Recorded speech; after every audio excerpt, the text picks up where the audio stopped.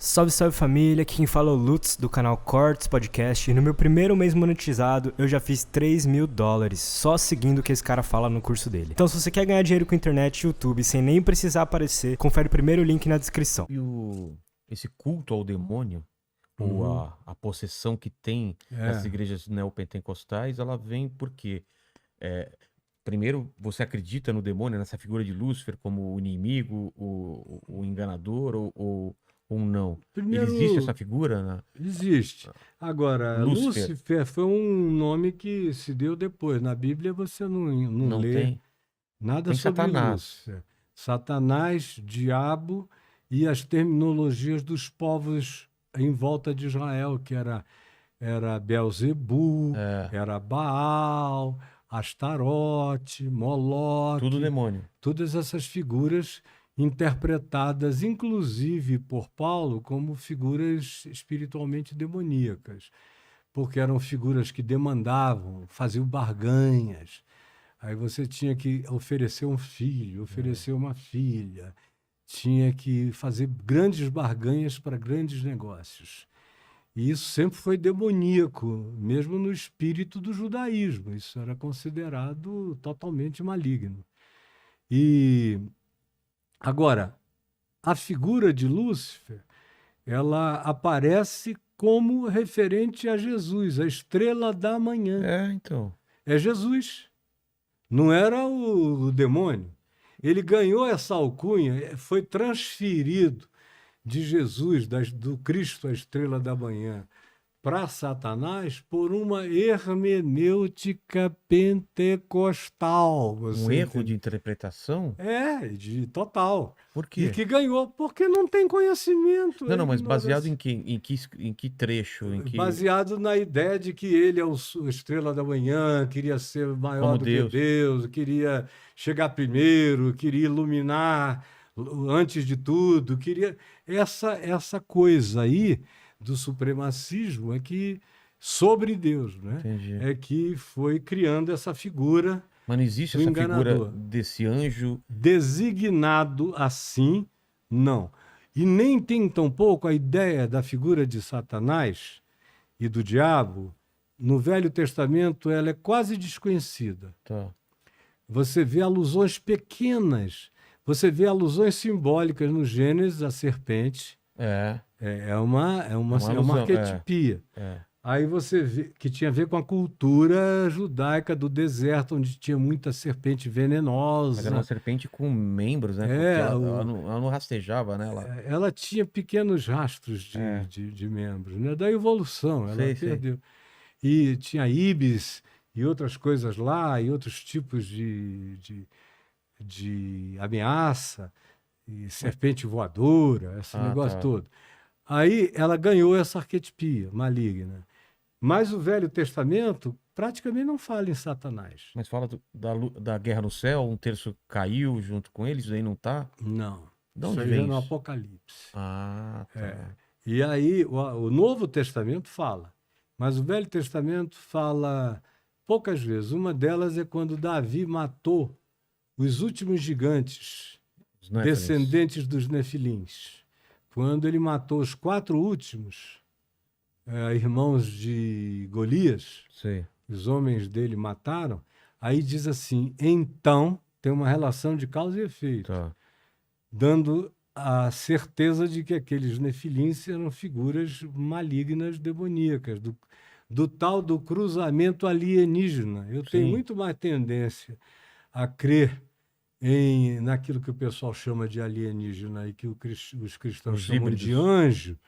Eu creio muito mais, porque anjo, para mim, não é aquele ser lá do Vaticano, nem querubim, aquele pintinho gordinho com bundinha.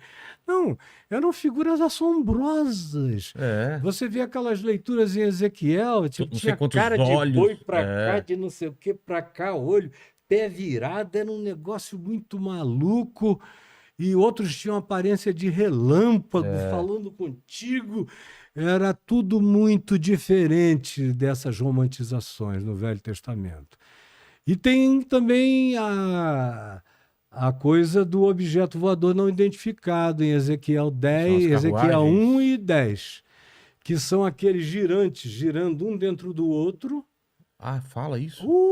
Cara. Não tem também o lance de umas carruagens que... Aí já foi a carruagem de fogo de Elias, que levou Elias. Pode ser pro uma céu, nave também. que pode ser também, porque era só uma coisa que eles só podiam definir Com a referência da época. do que eles tinham. É. Mas ali, Ezequiel disse que ele ficou aturdido, que caiu no chão, desmaiado de pavor.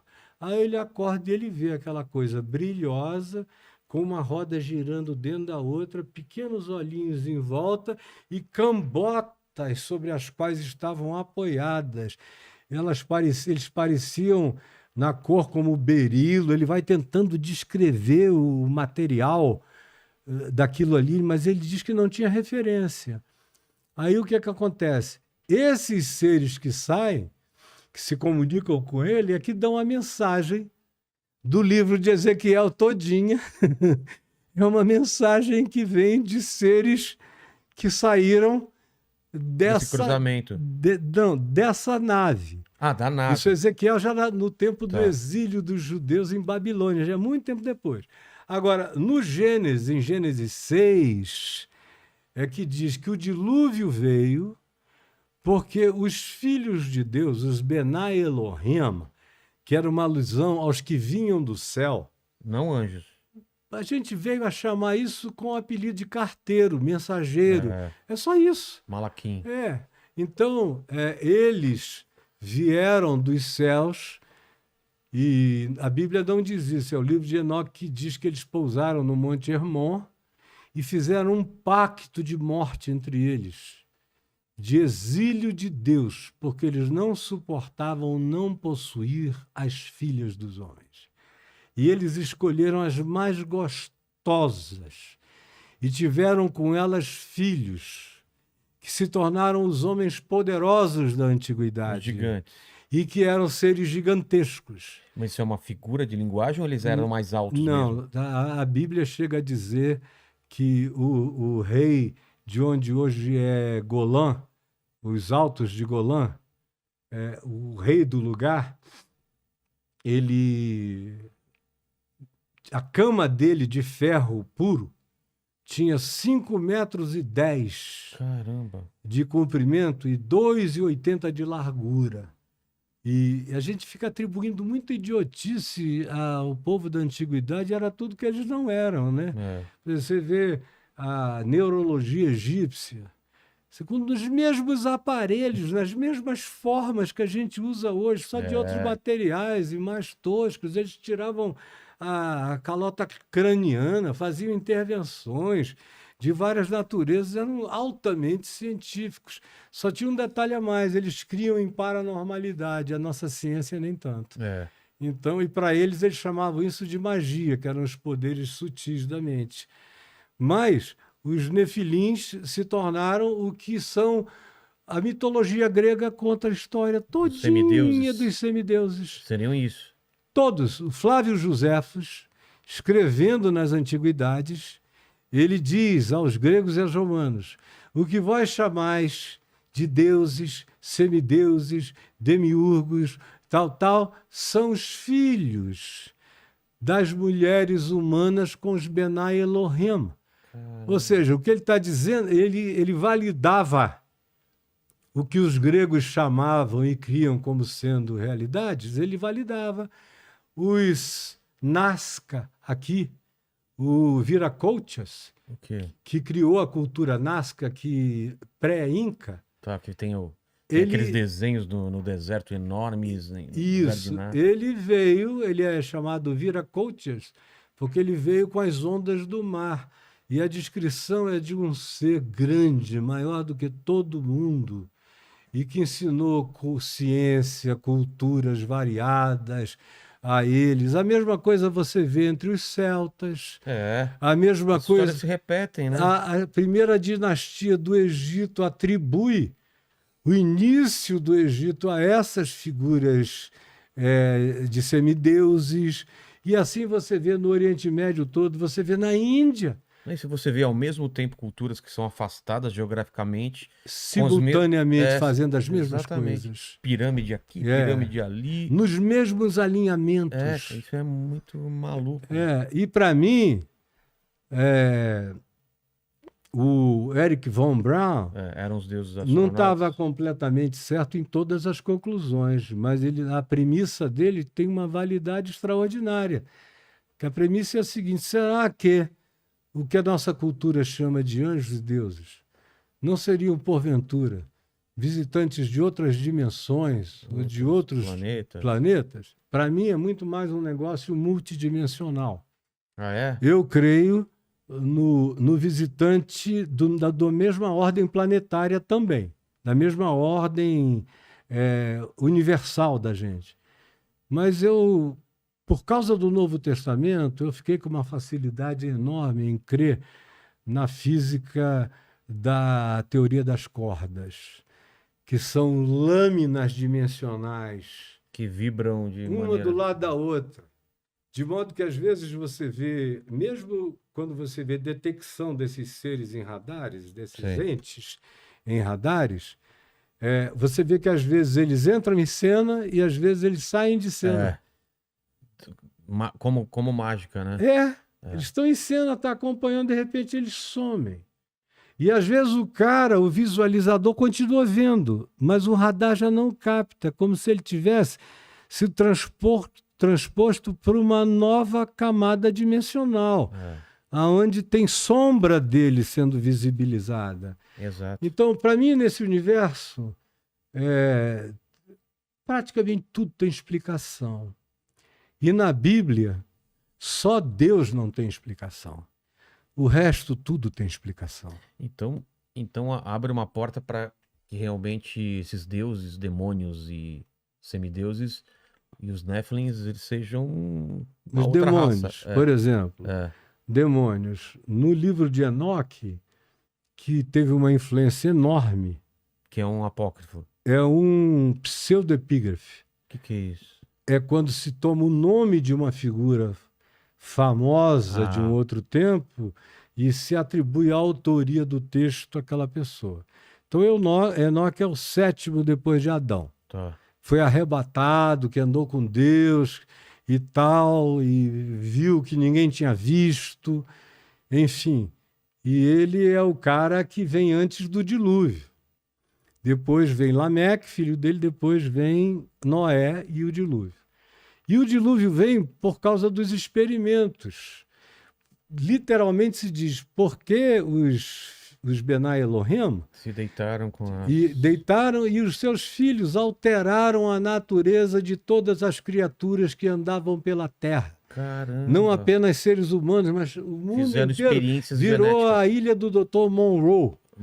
É aquela loucura doida. Aí, por isso vem essa história de separa. Sim. Agora, é claro que a Arca de Noé não foi uma só. Não dava para pôr todos os animais um de banco cada genético. Não, mas é um banco genético. Você vê culturas diferentes com a mesma história. De esse alagamento. Dos seus Noés locais. Que sobreviveram com revelação semelhante, de construir uma coisa que aguentasse o dilúvio.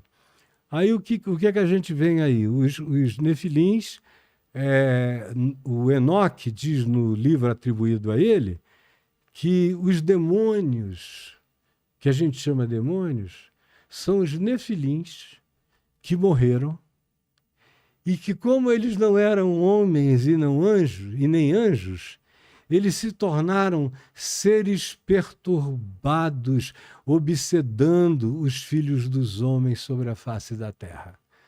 Eu acho essa uma descrição muito interessante de onde procedem os demônios. Agora, é claro que, para mim, 98% do que as pessoas chamam demônio, a gente trata com psiquiatria, com terapia, com um monte de coisa. Agora, que eu creio em demônios, eu creio.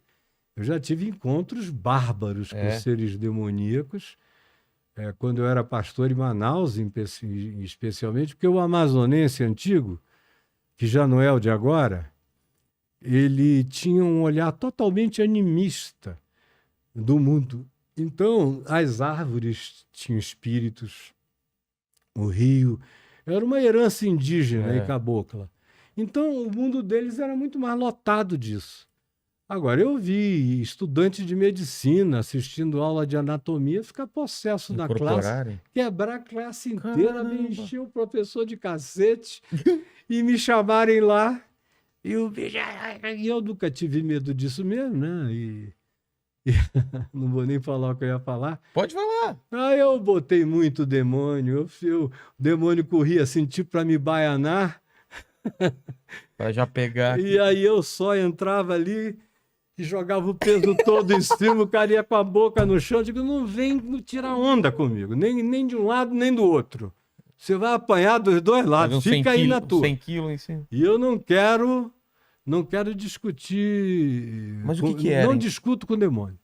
Você acha que era demônio mesmo? Absolutamente, cara. Você vê com uma força sobrenatural. O sujeito botar um espinho de tucumã aqui pela pele. Caramba! Saindo aquele espinho preto assim na tua cara. Você vê o sujeito começar, claro que um paranormal iria dizer, não, isso é uma hiper, super paranormalidade.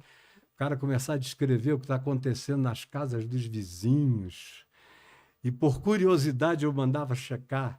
Estava tudo acontecendo. E era verdade. Tudo verdade. Então, qual a explicação? E aí, um super paranormal iria dizer que o cara viajou, se projetou e chegou e tal. O espírito dele. Mas, meu Deus, eu tenho muitas convicções que aliam ciência com espiritualidade, que me dão um conforto total para dizer o que eu estou dizendo aqui, na UNB, na USP, na Unicamp ou em Harvard. Porque eu tenho provas do que eu digo. E nem sempre provas factuais, mas algumas factuais.